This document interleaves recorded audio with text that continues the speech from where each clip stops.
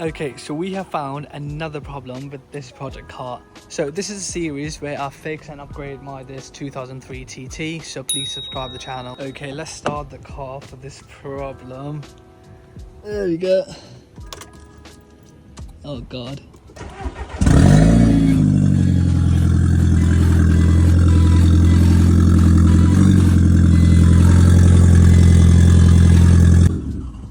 So loud. So yeah, what really happened that my exhaust pipe has broken from my flexi pipe, which goes up to the down pipe. Currently, as you can see, I do have a single exhaust, but I want to go for a dual exhaust. So I want everyone pin in the comments which exhaust system I should go for, which company, which brand, and probably next video will be about that.